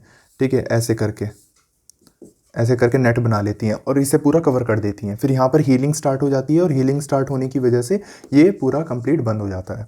ठीक है, तो ये काम हमारा किसका होता है, प्लेटलेट्स का होता है। और ये प्लेटलेट्स हमारी, आपको पता ही है कि ब्लड के अंदर फ्लो करती रहती हैं, ब्लड सेल्स हैं। जब मैंने आपको ब्लड कॉम्पोजिशन बताया था तब मैंने आपको यह चीज़ बताई थी। ठीक है, इसके बाद प्लेटलेट्स का हमारा यही जो काम है वो होता है। इसके बाद हमारा आता है डेफिनेशन ऑफ लिम्फ क्या होती है, लिम्फ का मतलब क्या होता है। तो देखिए लिम्फ जो है वो और कुछ नहीं है। लिम्फ क्या होता है कि जब भी आपकी जो ब्लड वेसल्स हैं, मान लीजिए आपकी ब्लड वेसल है, तो ब्लड वेसल्स भी तो भाई आपकी किस चीज़ से बनी हुई हैं, ब्लड वेसल्स भी तो आपकी सेल से बनी हुई हैं। ठीक है, फॉर एग्जांपल अगर मैं शो करूं, वैसे तो आपको ऐसे दिखेंगी। ठीक है, तो बट ये भी तो माइन्यूट सेल्स हमारी इसी टाइप से ही तो बनी हुई हैं भाई, ब्लड वेसल्स भी। ठीक है, तो इनके बीच में भी ना बहुत माइन्यूट स्पेसेस होते हैं। ठीक है, जिनके थ्रू हमारे जो प्लाज्मा है, ठीक है, प्लाज्मा, प्रोटीन, ब्लड सेल्स, वो हमारे कहाँ आ जाते हैं, बाहर आ जाते हैं इन ब्लड वेसल से। ठीक है, लीक आउट कर जाते हैं और जब ये लीक करेंगे तो ये हमारे बाहर क्या है भाई, बाहर हमारी सेल्स हैं। ठीक है, तो ये सेल्स के बीच में हमारे आ जाते हैं, सेल्स के बीच में आ जाते हैं इसी, और सेल्स मिलकर के क्या बना रही है, टिश्यू बना रही हैं। तो इसीलिए टिश्यू के अंदर हमारा प्रेजेंट होता है, तो इसीलिए हम इसे क्या बोल देते हैं, टिश्यू फ्लूइड या फिर लिम्फ। ठीक है, लिम्फ, तो ये यहाँ पर प्रेजेंट होता है। अब फिर ये यहाँ पर आ तो गया, अब ये जाएगा कैसे, तो ये फिर हमारा कलेक्ट होकर के लिम्फ वेसल के थ्रू हमारा अल्टीमेटली ब्लड के अंदर ही मिल जाता है। ठीक है, अब बात आती है कि फिर लिम्फ में और प्लाज्मा में डिफरेंस क्या होता है। तो देखिए सबसे बड़ा जो डिफरेंस मैं बताना यहाँ पर चाहूँगा वो है कि जो लिम्फ होता है ना वो हमारा कलरलेस होता है। ठीक है, लिम्फ हमारा कलरलेस होता है, कोई भी इसमें कलर प्रेजेंट नहीं होता। बट जो प्लाज्मा है वो हमारा पेल कलर का होता है। ठीक है, आप ऐसे याद रख सकते हैं, P for plasma, P for pale. ठीक है, तो प्लाज्मा हमारा पेल कलर का होता है, पेल या फिर स्ट्रॉ कलर। ठीक है, स्ट्रॉ का मतलब होता है जो भूसा होता है ना, भूसे के कलर का। ठीक है, स्ट्रॉ कलर का, पेल कलर का। तो प्लाज्मा का कलर हमारा ये होता है और लिम्फ का हमारा कलर कोई होता नहीं, कलरलेस होता है। फिर उसके बाद लिम्फ के अंदर हमारा लेस प्रोटीन प्रेजेंट होते हैं। ठीक है, क्योंकि ऑब्वियसली बात है यहाँ पर आप कह सकते हैं ना कि पूरा छन करके ये बाहर गया तो ऑब्वियसली कम प्रोटीन प्रेजेंट होंगे। ठीक है, फिर मतलब प्लाज्मा से, और फिर उसके बाद हमारा यहाँ पर और ज़्यादा कोई डिफरेंस आता है नहीं। ठीक है, और फिर ये अल्टीमेटली ये जो लिम्फ है ये भी हमारा इसमें मिल जाता है, ये भी हमारा ब्लड के अंदर मिल जाता है। अब फंक्शन क्या होता है इस लिम्फ का, बेसिकली ये एब्जॉर्प्शन ऑफ फैट में हमारा ये हेल्प करता है और फैट ग्लोब्यूल्स को ये बना करके एब्जॉर्ब कराता है। जब मैंने डाइजेशन बताया था तब मैंने आपको ये चीज़ बता दी थी। ठीक है, तो ये हमारा लिम्फ का फंक्शन होता है। ठीक है, तो अब हम बात कर लेते हैं टॉपिक 6.4.2 की, जिसमें हम बात करेंगे ट्रांसपोर्टेशन इन प्लांट। तो ट्रांसपोर्टेशन प्लांट्स के अंदर होता कैसे है। तो सबसे पहले जो नीड है प्लांट की वो हम देख लेते हैं। तो प्लांट्स को हमें क्या क्या चाहिए होता है प्लांट्स के अंदर।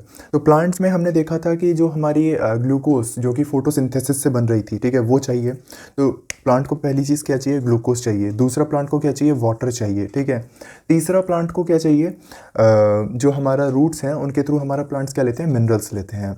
अब ये जो अगर आपके दिमाग में आ रहा हो भाई सनलाइट भी तो चाहिए और बाकी एयर भी तो चाहिए, तो वो सब किसके लिए चाहिए हमारा, बेसिकली ग्लूकोज के लिए। तो वो सब इसमें आ गया है। ठीक है, तो बेसिकली ये तीनों चीज़ें जो फंडामेंटल चीज़ें हैं वो ये तीनों हैं, ये चाहिए और इन्हीं का हमारा ट्रांसपोर्ट करना है क्योंकि ये हर ऑर्गन तक पहुंचनी है। ठीक है, जैसे कि क्लोरोफिल कंटेनिंग ऑर्गन जो कि हमारी क्या है, लीफ है, तो उस तक भी हमारा सब चीज़ें पहुंचनी है।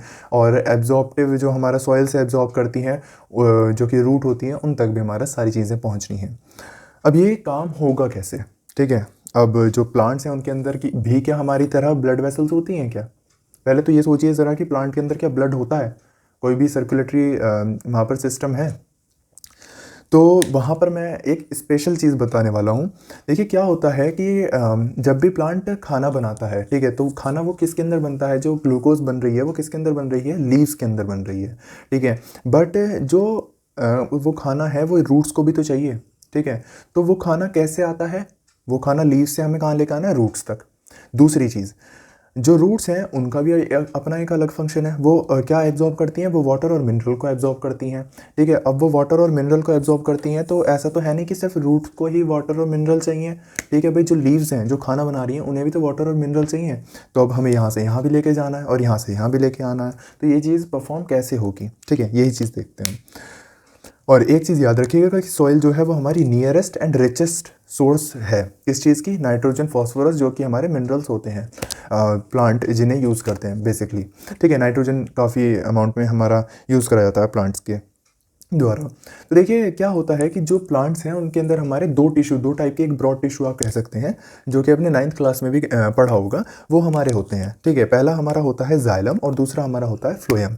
ठीक है, जाइलम और फ्लोएम। अब जाइलम और फ्लोएम ये दोनों हमारे टिश्यूज होते हैं, डिफरेंट सेल से हमारे ये मिलकर के बने हुए होते हैं। ठीक है, इन दोनों को मिला करके हम क्या बोलते हैं, वस्क्यूलर बंडल। वस्क्यूलर बंडल, ठीक है, मिला करके हम इन्हें बोलते हैं वस्क्यूलर बंडल्स। ठीक है, ये अभी तो आपके बुक में नहीं दे रखा, हो सकता है शायद आपको 9th में पढ़ाया हो, नहीं पढ़ाया गया होगा तो 11th में तो पढ़ाया जाएगा अगर आप बायो लेते हैं तो वस्कुलर बंडल्स होते हैं। ठीक है, टिश्यू ही होते हैं और कुछ नहीं होते हैं। तो अब भाई देखो, वाटर की रिस्पॉन्सिबिलिटी तो इन्होंने किसे दे दी कि भाई जाइलम को कहा कि भाई वाटर को कौन लेकर के जाएगा, वाटर को तू लेकर के जाएगा। ठीक है, तो जाइलम ने कहा ठीक है भाई मैं ले जाऊँगा वाटर को। फ्लोएम से कहा गया कि भाई ग्लूकोज को और फॉर्म में कन्वर्ट करके तुम ले करके जाओगे। तो फ्लोएम ने कहा ठीक है भाई, तो जो खाना ले जाने का काम है वो मेरा हो गया, पानी ले जाने का काम मेरा हो गया। अब बात आई मिनरल्स की, भाई मिनरल्स को कौन ले करके जाएगा। ठीक है, इनका अब कौन लेकर के जाए, इनका एक्स्ट्रा लोड कौन झेले। तो मिनरल्स ने कहा कि कोई दिक्कत नहीं भाई, हम तो वाटर के साथ ही मिक्स हो जाएंगे और वाटर में मिक्स होकर के हम भैया जाइलम के साथ ही चले जाएंगे। तो वाटर के साथ ही हमारे मैक्सिमम मिक्स हो जाते हैं और ये जाइलम के अंदर ही हमारे ट्रांसपोर्ट हो जाते हैं। और भी बाकी जो हमारे प्लांट हॉर्मोन्स हैं, ठीक है, ऑक्सिन, जिब्रेलिन, साइटोकाइनिन्स जितने भी हमारे हैं वो सब हमारे वाटर के अंदर ही मिक्स होकर के वहीं पर ट्रैवल करते हैं। ठीक है, तो ऐसे हमारा जो बेसिकली ट्रांसपोर्टेशन है प्लांट्स के अंदर होता है। तो अब आपका आता है ट्रांसपोर्टेशन ऑफ वाटर। ठीक है, तो ट्रांसपोर्टेशन वाटर का कैसे प्लांट्स के अंदर होता है वो देखते हैं। तो देखिए क्या होता है, जैसे कि ये हमारा, मान लीजिए ये हमारा ट्री है, ठीक है, और नीचे क्या होंगी इसकी, हमारी रूट्स होंगी। ठीक है, तो रूट्स से हमारा क्या होता है कि जो भी हमारे मिनरल्स हैं, ठीक है, नाइट्रोजन, फॉस्फोरस, वो अपनी आयनिक फॉर्म में वो हमारे रूट्स से एब्जॉर्ब हो जाएंगे। ठीक है, रूट्स की जो हमारी सेल्स होती हैं वो उनके अंदर चले जाएंगे, जिसकी वजह से हमारा क्या होगा कि एक ग्रेडियंट, ठीक है, आप कह सकते हैं प्रेशर हमारा वहाँ पे जनरेट होगा, और जो कि हमारा जिसे हम बोलते हैं रूट प्रेशर। ठीक है, और वो रूट प्रेशर क्या करेगा, वो उसके आसपास का जो भी वाटर होगा उसे क्या कर लेगा, एब्जॉर्ब कर लेगा, और एब्जॉर्ब करके उस वाटर को कहाँ तक लेकर जाएगा, लीव्स तक लेकर के चला जाएगा। ठीक है, लीव्स तक लेकर के चला जाएगा। अब ये तो हुआ एक चीज़, ठीक है, एक प्रेशर जो कि है हमारा रूट प्रेशर। ठीक है, रूट प्रेशर जो कि रूट्स पे लग रहा है। दूसरी चीज़ एक और आती है, सिर्फ एक ही फैक्टर यहाँ पर काम नहीं कर रहा है। ऊपर आपने देखा होगा कि जो आपके लीव्स हैं उनके ऊपर हमने क्या पढ़ा था, स्टोमेटा। ठीक है, स्टोमेटा के अंदर आपने देखा था कि कुछ कुछ इस टाइप का हमारा स्ट्रक्चर था। ठीक है, यहाँ पर हमारा पोर होता है, ठीक है, स्टोमेटल पोर। अब इसी के थ्रू हमारा क्या होता है कि गैसेस एक्सचेंज भी होता है, और जो हमारी जो मॉइस्चर है वो भी हमारा यहीं से बाहर आता है। तो अब देखिए क्या होता है कि जब ये यहाँ से मॉइस्चर बाहर आता है तो यहाँ पर सन है, ठीक है, मतलब कि धूप है, गर्मी है, तो ये जो हमारा एक्स्ट्रा वाटर है उसे क्या कर लिया जाता है, वाटर वेपर्स की फॉर्म में वो इवेपोरेट हो जाता है। अब जब वो वाटर वेपर की फॉर्म में इवेपोरेट हो गया, ठीक है, इवेपोरेशन होने की वजह से एक और प्रेशर क्रिएट हो जाता है ताकि ये और पुल हो जाए, उसे हम बोलते हैं ट्रांसपिरेशन पुल। ठीक है, तो ट्रांसपिरेशन पुल भी हमारा यहाँ पर दूसरा फैक्टर होता है। ठीक है, ये कुछ कुछ अगर आपको समझ में नहीं आया हो तो मैं कुछ कुछ ऐसे बताता हूँ। फॉर एग्जांपल आपने स्ट्रॉ से तो ज़रूर कभी ना कभी जूस पिया होगा, ठीक है, स्ट्रॉ से ज़रूर पिया होगा। तो स्ट्रॉ के अंदर जैसे कि जो आप सक्शन कर रहे हैं, ठीक है, तो जो आप सक्शन कर रहे हैं ना वो क्या है, वो आपका ट्रांसपिरेशन पुल है।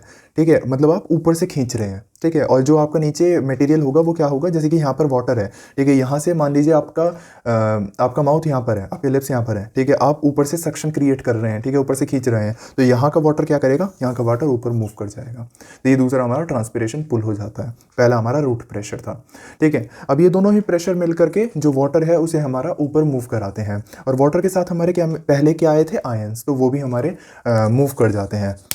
ठीक है, तो बट क्या होता है कि रात के टाइम पर ये हमारा ट्रांसपिरेशन पुल हमारा होता नहीं है। ठीक है, क्योंकि बिकॉज सन भी नहीं होता रात को, ठीक है, धूप भी नहीं होती, तो इतना इवेपोरेशन भी नहीं हो रहा होता। ठीक है, तो उस टाइम पर हमारा क्या होता है कि जो वाटर है वो हमारा क्योंकि भाई वाटर की तो ज़रूरत कभी ना कभी फिर भी पड़ती है। ठीक है, मान लीजिए अगर सर्दियाँ भी हैं तब भी धूप नहीं निकल रही है तो तब भी तो प्लांट को वाटर की ज़रूरत पड़ेगी, तो उसके लिए हमारा रूट प्रेशर रहता है। ठीक है, और ये समझ लीजिए कि ट्रांसपिरेशन पुल इस प्रोसेस को इन्हेंस कर देता है, अब ये चीज़ कह सकते हैं। ठीक है, और जब भी आपने सुबह देखा होगा, पूरी रात होने के बाद सुबह आपने देखा होगा कि जो आपकी लीव्स हैं उनके ऊपर ओस जमा हो जाती है। ठीक है, वो भी हमारा यही फिनोमेना है, क्योंकि जो आपका ट्रांसपिरेशन पुल है वो ऑलमोस्ट बिल्कुल ज़ीरो हो चुका होता है सुबह के टाइम, ठीक है, लगभग आधी रात के बाद। ठीक है, तो वहाँ पर रूट प्रेशर हमारा काफ़ी इंक्रीज़ हो जाता है। ठीक है, ऊपर की तरफ काफ़ी इंक्रीज़ हो जाता है, तो इस वजह से। ठीक है, तो ये था आपका ट्रांसपोर्टेशन ऑफ वाटर। तो अब आपकी बात आती है transport of food and other substances. तो सबसे पहले देख लेते हैं अदर सब्सटेंसेस क्या हैं यहाँ पर। ठीक है, फूड तो आपको पता चल गया। तो देखिए अदर सब्सटेंसेस यहाँ पर बात करी गई है अमाइनो एसिड्स को लेकर के। ठीक है, अमाइनो एसिड्स या और भी हमारे हार्मोन्स हो सकते हैं, प्लांट हार्मोन, ठीक है, बाकी अदर जो भी सब्सटेंसेस हैं। अमाइनो एसिड हमारे किस लिए, प्रोटीन फॉर्मेशन में। ठीक है, तो अब देखिए क्या होता है, जो भी आपका ट्रांसपोर्टेशन होना है फूड का, वो पहले फूड आपका किस फॉर्म में बना है, ग्लूकोज की फॉर्म में बना है, फिर वो कन्वर्ट हो जाता है हमारा सुक्रोज में। ठीक है, सुक्रोज, क्योंकि ट्रांसपोर्टेशन फॉर्म जो है वो हमारी सुक्रोज होती है। ठीक है, और ये भी हमारा एक क्या है, शुगर ही है। तो अब देखिए क्या होता है, ये हमारा जैसे प्लांट है, ठीक है, ऊपर से हमारा जो खाना है वो हमारा कहाँ आना है, रूट्स में आना है। तो देखिए क्या होता है कि जैसे कि हमने वहाँ पर जाइलम में हमने ट्रांसपोर्टेशन ऑफ वाटर में सिंपल हमने फोर्सेस को लेकर के, प्रेशर्स को लेकर के हमने डिफाइन कर दिया था कि भाई रूट प्रेशर होता है, ट्रांसपिरेशन पुल होता है, जिसकी वजह से हमारा जो वाटर है वो नीचे से ऊपर तक मूव कर जाता है, ठीक है। बट इसके अंदर ऐसा नहीं है।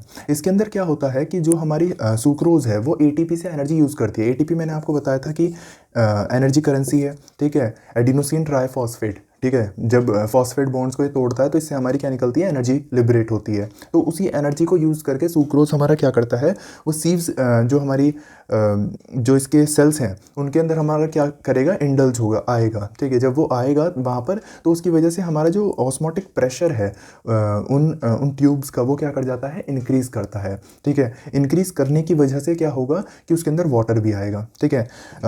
भाई देखिए ऑस्मोटिक प्रेशर कब इंक्रीज़ करेगा, शायद आपको सॉल्यूट या सॉल्वेंट, ये तो दो चीज़ें तो पढ़ी होंगी, नहीं पढ़ी तो मैं बता देता हूँ। सॉल्वेंट वो होता है कि जिसमें घोला जाता है और सॉल्यूट वो होता है जिसे घोला जाता है। फॉर एग्जांपल मैंने एक गिलास पानी के अंदर चीनी घोल दी, तो चीनी क्या है, सॉल्यूट, और वो क्या हो गया, वाटर क्या हो गया, सॉल्वेंट।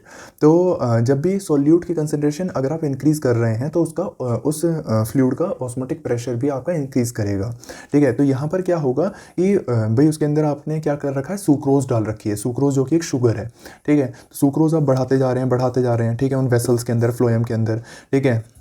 यहाँ पे याद रखिएगा आपकी बुक के अंदर वस्कुलर टिश्यू नाम ले रखा है। वस्कुलर टिश्यू हमारे जाइलम प्लस फ्लोएम को ही मिला के बोलते हैं, ठीक है।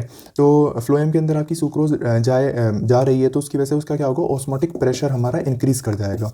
ऑस्मोटिक प्रेशर इंक्रीज़ करने की वजह से क्या होगा कि उसे कंपनसेट करने के लिए, कंपनसेशन का मतलब क्या है कि उस चीज़ को सही करने के लिए आपको वाटर भी इस तरफ मूव करेगा, ठीक है। वाटर इस तरफ मूव करेगा मतलब कि फ्लोएम के अंदर आपका क्या आ गया, वाटर भी आ गया। अब यहाँ पर कन्फ्यूज़न क्रिएट होगा आपको कि भाई वाटर तो हमारा जाइलम से फ्लो हो रहा था, यहाँ पर वाटर का क्या काम है, वाटर क्यों आ रहा है भाई यहाँ पर। इसका आंसर ये है कि अगर आपको कोई भी चीज़ मूव करानी है, किसी वेसल से मूव करानी है, तो भाई वो सॉलिड फॉर्म में तो मूव होगी नहीं, ठीक है। ऐसा तो है नहीं कि भैया गोलियां मूव कर जाएंगी खाने की, नहीं, ठीक है। वो सॉल्युबल फॉर्म में ही तो मूव करेगा ना, ठीक है। तो उसे सॉल्युबल करने के लिए उसके लिए कौन होगा, वाटर की रिक्वायरमेंट तो यहाँ भी पड़ेगी। तो वाटर के अंदर मिक्स होकर ही मूव करेगा यहाँ पर भी, ठीक है, जो आपका खाना है, ठीक है। और फिर वो मूव करके जो लीव्स हैं उनसे हमारा रूट तक आ जाएगा, ठीक है। फिर उसके बाद हमारा क्या होता है कि विंटर्स जब हमारे आते हैं, ठीक है, विंटर्स के टाइम पर आपने देखा होगा कि मैक्सिमम जो हमारा प्लांट्स हैं उनके जो लीव्स हैं वो शेड हो जाती हैं। शेड होने की वजह से जो खाना है ना वो पहले ही प्लांट हमारा रूट के अंदर स्टोर कर लेता है, स्टोर करके रख लेता है पहले ही शुगर को, ठीक है। अब लीव्स सारी शेड हो गई, मर गई, ठीक है। तो जो उसकी स्टेम्स हैं उन्हें तो भाई फूड चाहिए, तो फिर फूड का जो डायरेक्शन हो जाती है फिर हमारी उल्टी हो जाती है, मतलब वापस रूट की तरफ से कहाँ चला जाता है, लीव्स के अंदर चला जाता है, ठीक है। तो अब एक आपके लिए एक अच्छी सी टिप मैं बता सकता हूँ, क्वेश्चन बता सकता हूँ कि फॉर एग्ज़ाम्पल अगर मान लीजिए ये हमारा प्लांट है, ठीक है। प्लांट में अगर मैं यहाँ पर कट लगा दूँ, मतलब पूरी तरह से कट कर दूँ, तो पहले डेथ किसकी होगी, ठीक है। लीव्स की पहले डेथ होगी या फिर रूट की पहले डेथ होगी, बताइए। तो इसका आंसर पता है, अगर आप पहले सोचिएगा और फिर पॉज करके इसे सोचिएगा वीडियो को, और इसका आंसर यही है कि पहले जो डेथ हो जाएगी वो हमारी लीव्स की हो जाएगी। क्यों ऐसा है, क्योंकि देखिए रूट्स के पास कुछ ना कुछ फूड स्टोर्ड होता है, ठीक है। फूड तो इनके पास स्टोर्ड है ही और वाटर इन्हें यहाँ से मिल ही रहा है, ठीक है। तो इनका तो काम कुछ टाइम तक, हमेशा ज़िंदगी नहीं रह सकती, बट हाँ कुछ टाइम तक चल जाएगा काम इनका। इसीलिए तो जब हम यहाँ से पेड़ों को कट कर देते हैं तो वो रीजनरेशन स्टार्ट कर देते हैं, ठीक है, मैक्सिमम टाइम, क्योंकि रूट्स हमारी कुछ टाइम तक ज़िंदा रह सकती हैं। बट अगर आपने यहाँ से कट कर दिया, ठीक है, तो लीव्स हमारा खाना तो बना लेंगी ऊपर से, बट क्या उन्हें वाटर मिलेगा, नो, वाटर की सप्लाई कम्प्लीटली कट हो जाएगी, ठीक है। तो ये आपका थोड़ा सा दिमाग चलाने के लिए क्वेश्चन था। और एक चीज़ और याद रखिएगा कि इसमें जो पानी का जो मूवमेंट होता है, ठीक है, मतलब कि वाटर मूवमेंट होता है, वो वाटर मूवमेंट इसमें यूनी डायरेक्शनल है। यूनी डायरेक्शनल का मतलब क्या है कि रूट्स से हमारा सिर्फ लीव्स तक जा रहा है, ठीक है, एक डायरेक्शन में। बट अगर मैं बात करूँ फूड की, ठीक है, तो फूड हमारा बाई डायरेक्शनल है। कैसे फूड हमारा बाई डायरेक्शनल कैसे है कि भाई नॉर्मल केसेस के अंदर तो लीव्स से कहाँ आ रहा है, रूट में आ रहा है, ठीक है। बट जब हमारे विंटर्स आते हैं, जब लीव्स सारी शेड हो जाती हैं, तब हमारा फूड रूट के अंदर स्टोर हो जाता है, और रूट से हमारा फिर कहाँ जाता है, लीव्स में या फिर स्टेम में चला जाता है। तो वाटर का जो ट्रांसपोर्टेशन है वो हमारा यूनि डायरेक्शनल है, मतलब कि एक ही डायरेक्शन में होता है, ठीक है। और जो हमारा लीव्स का है वो हमारा बाई डायरेक्शनल होता है, सॉरी जो फूड का है वो हमारा बाई डायरेक्शनल होता है। ठीक है, तो ये आपका transportation of food and other substances था।